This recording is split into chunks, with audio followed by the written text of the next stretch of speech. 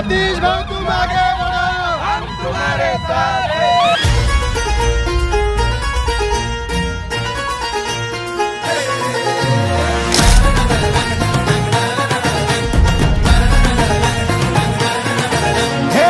लोकशाहीचा तू कणा, ध्यास प्रगतीचा धरला पुन्हा, हाती महाराष्ट्र आहे तुझ्या, तू मतदार राजा खरा।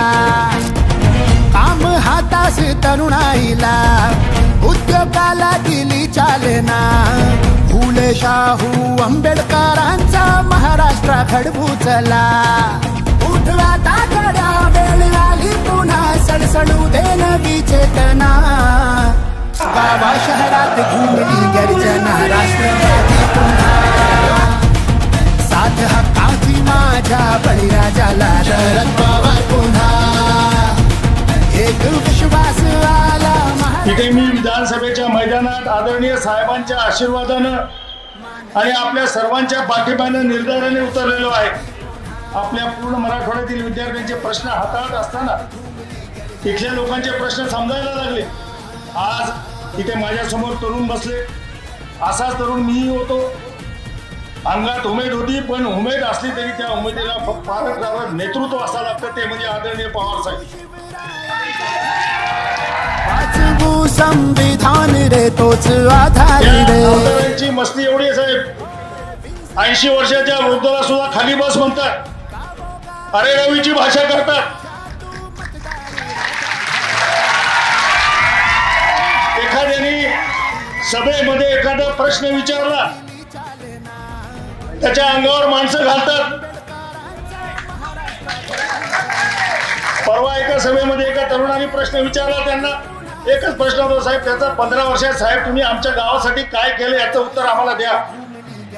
2 माणसं त्यांच्या अंगावर घातली आणि आता आम्ही जनतेच्या न्यायालयात आहोत। 15 वर्षात या व्यक्तीने काय दिवे लावले हे जनतेने ठरवलं पाहिजे।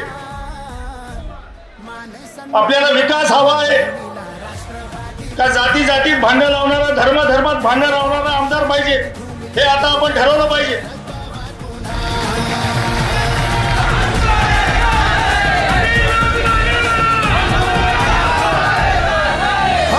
स्वाभिमानाचा हा लढा, हिरवू शिवरायांचा धडा।